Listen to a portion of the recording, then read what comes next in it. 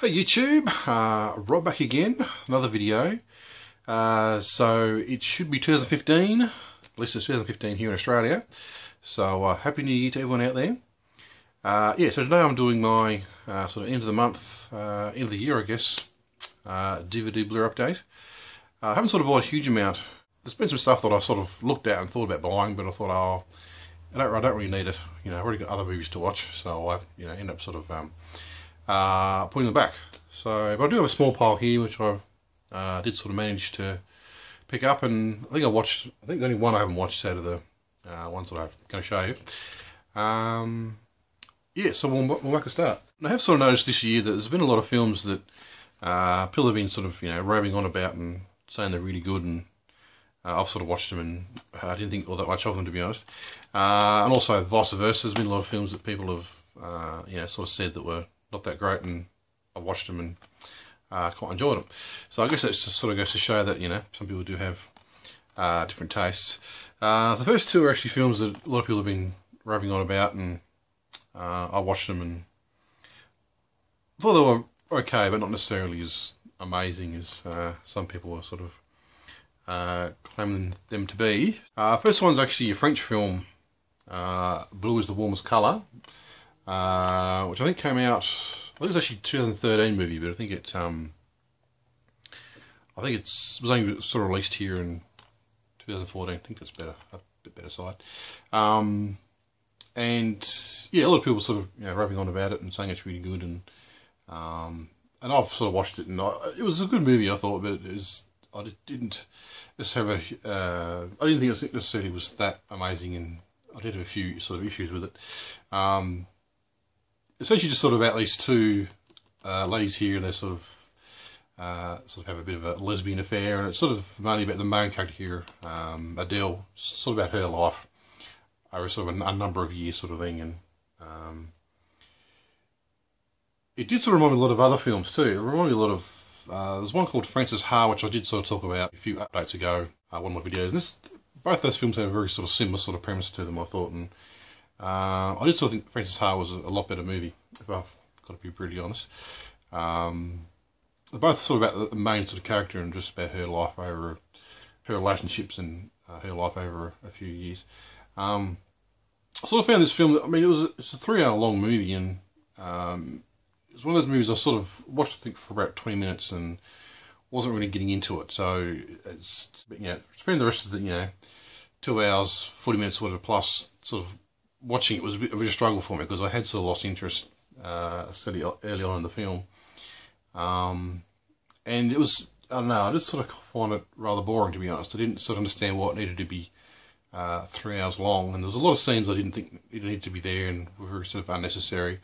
I think maybe, I guess sometimes it's supposed to be a bit of a raw, emotional film and about everyday life sort of thing. So I can sort of see maybe some of those scenes were there sort of to sort of show real life sort of thing, but to me they had no sort of purpose to them, and could have easily been sort of cut out. I sort of had issues with the main character as well. I wasn't really I didn't like her much either, really. She was a lot of other people have sort of said in other reviews, she was a bit gross to watch. She sort of spent a lot of the film with sort of spaghetti sauce all over her face, and sort of snot running down her nose, and she was crying a lot, and a bit of a mess, which I suppose is I guess in some ways a raw performance, but it was it sort of turned me off the film a little bit, and I just sort of felt that it was, for me, it was a film that I thought could have been made 20 years ago. It was in some ways a very sort of a bit, I don't want to say the word cliche, but I could sort of tell what was going to happen, and in some ways there's a lot of sort of loose ends too, which weren't sort of fixed up too. A lot of characters in the beginning of the film that are there, and then they just sort of disappear, and we never sort of heard them again. And it's a film that, and also it's a film that sort of, as I said before, it does sort of go over a number of years, and there's no real sort of, we're not sort of shown how much time's passed between each scene, so it's sometimes a bit hard to sort of follow in terms of time of, because I kind of thought it was all pretty much probably over a year or something, but it's apparently supposed to be over, I don't know, 8 years or something. It's supposed to be over a fairly length amount of time, and so I just don't think it necessarily was conveyed that well. And there's a lot of, a lot of people have been talking about the the lesbian sex scenes in it, which I think is sort of one of the reasons why a lot of people did sort of end up watching this particular movie. And I agree with a lot of other people's reviews. A lot of people sort of said, and I do agree, that I think some of those sex scenes were just far too long and rather sort of self-indulgent by the director. That could have been easily cut down, and there was no reason to sort of have them so sort of, rather graphic and rather extended sort of scenes. Maybe I perhaps should give it another watch, and perhaps my opinion, my mood of the, towards the film might perhaps change a lot. But anyway, yeah, I think that's probably enough talking about that one. I've probably gone on a bit too much.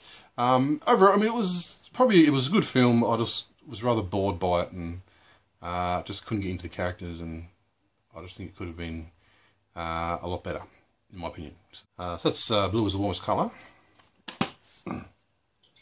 Another film that I think, another 2013 movie, which I think was only released in Australia here in 2014, and a lot of people were sort of going on about it and saying it's really good, and it was, quite entertaining, a well-made film, but maybe not necessarily amazing as I was kind of led to believe, but I don't know, in my opinion, I suppose. That's Wolf of Wall Street, which I think a lot of people are probably going to disagree with me, I suppose, but I don't think it necessarily was that great. Sort of a film that's sort of based on real true life events, and it's rather sort of outrageous and over the top, and sort of really sort of, it was all sort of something that I did sort of laugh out loud at, and I did sort of enjoy watching it. But I think if you sort of took away all that sort of outrageousness and the sex, drugs, and hookers or whatever, it'd be just like it would be just like a lot of other films I have sort of seen. I mean, it's it's a true life film, so I suppose you can't necessarily make it all up and make it really exciting. But you can sort of tell what's going to happen. You got this Leonardo DiCaprio here being on Wall Street and making a lot of money and getting used to the life of having expensive cars and women, sex, and just living life to excess sort of thing. But you can sort of tell that it's gonna catch up with him eventually. He's gonna end up losing it all, which is I guess that's not really a spoiler. I don't know. That's what does sort of happen in the end. I thought Jonah Hill was actually quite good. A lot of people have reviews where people said that he wasn't that great, but I thought he was actually quite good in this. I actually quite liked his character, and it was definitely a well-made movie, and really great acting, I think, performance from Leonardo DiCaprio here, and a lot of other actors too I thought were really good in it, and a well-made movie. But it did sort of remind me of movies like Blow with Johnny Depp, and American Gangster with Denzel Washington. I think I've seen that one. But yeah, I don't know. I don't want to say it was a bad film or terrible or anything like by that means, but it was. I think overall, I didn't think the was anything groundbreaking or unique, I suppose. And yeah, so that's Wolf of Wall Street. Next film is actually the opposite. A film that it was a bit of a flop, I think, and but I did quite enjoy it. And I think another film was another 2013 movie, I think, which I think only came out here in Australia in 2014. It's Ender's Game. I think it's based on a book, I think. I actually quite enjoyed this one. It just sort of reminded me of Starship Troopers, and there's an anime show which I think I have sort of mentioned before. Was it Neon Genesis Evangelion, which had a similar sort of idea behind it.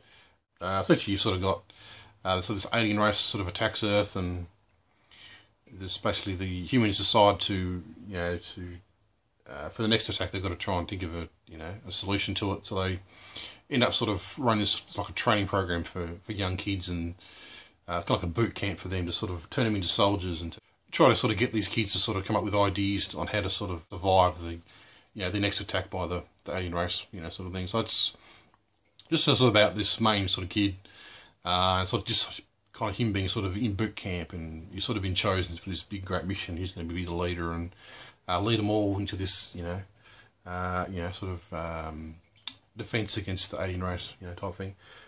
Which I think, and that's sort of, major that's sort of the main film, I suppose, just sort of about this sort of kid being picked from, you know, so many thousands of recruits to sort of be the one. Yeah, I actually did quite enjoy it. I thought it was a nice sort of story to it, and actually quite liked the end too. I thought the end was quite good too. A lot of people perhaps might like the end because it is a bit of a, you know, a twist ending, I suppose. I'm not going to spoil what it is though, but I actually quite like the end. Sort of quite surprised why, you know, it was a bit of a flop. But yeah, that's Ender's Game. Another film which is a bit, you know, underrated, as a lot of people sort of been saying. It's the film with two titles, Edge of Tomorrow, or Live, Die, Repeat, however you want to, whatever name you want to go by. This is the sort of 3D edition with the particular cover, which I think looks reasonably cool. Yeah, as I said, it's a bit of an underrated film. I think a lot of people thought this was just going to be another, what's it, The Oblivion, the movie I think that Tom Cruise made before this, which I think was a bit of a flop. I actually didn't sort of mind that one, actually, Oblivion. I thought that was actually pretty good. This is probably a bit better film though.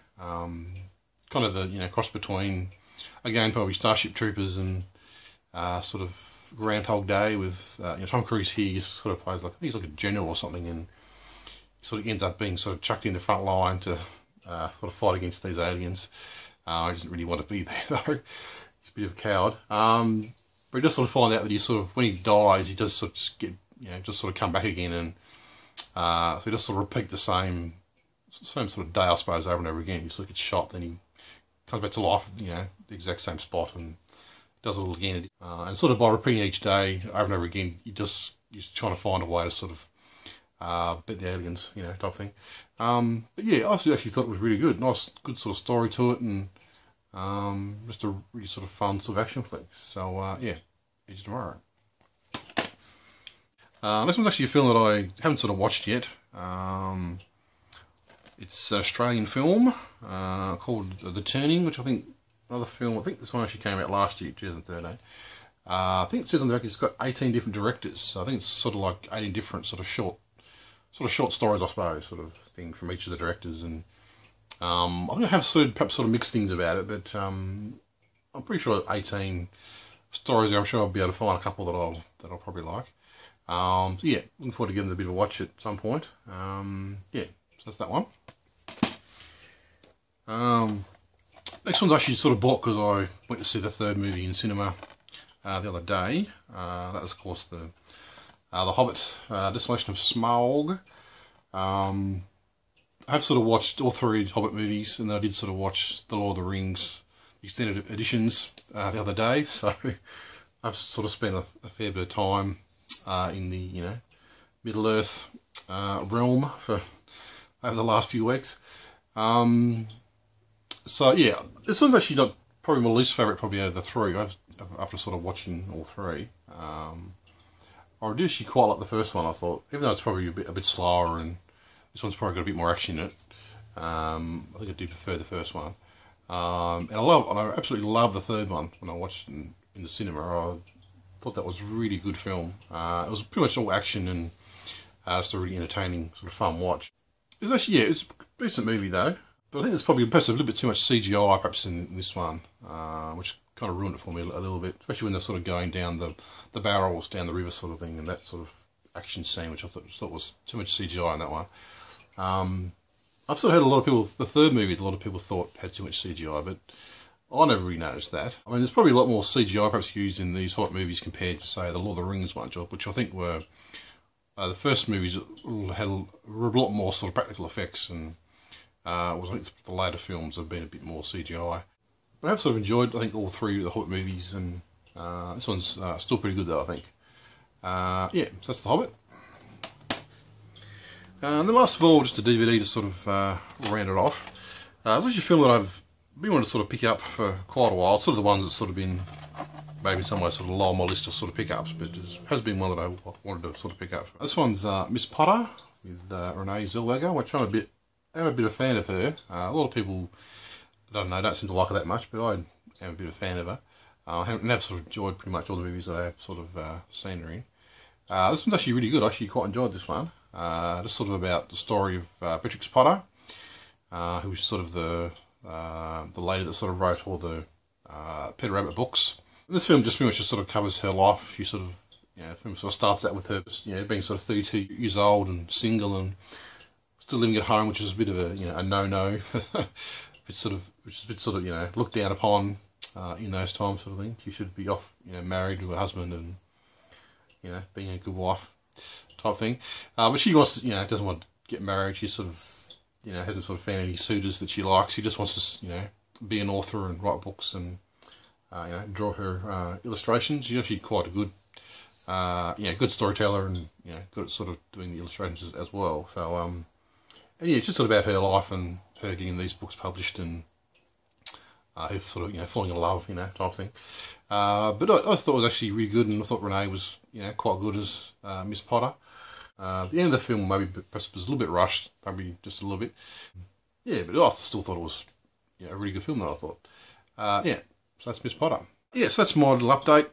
As I sort of said, I haven't sort of picked up all that much this month. That's sort of the stuff that I have sort of, well, at least the new stuff that I have sort of bought and got around to watching. Anyway, so yeah, Happy New Year to everyone out there. Hope you have a really great 2015, and looking forward to watching everyone's videos in 2015 and seeing what people picked up and what movies they've watched and saw. And I might perhaps try and do a sort of a top 10 favourite films of 2014. I'm still working on that. I perhaps might try and perhaps watch a few more films if I can. That sort of came out this year before I make that list. But we'll see. Anyway, so that's it. Happy New Year, and yeah, I'll see you all very soon. Bye.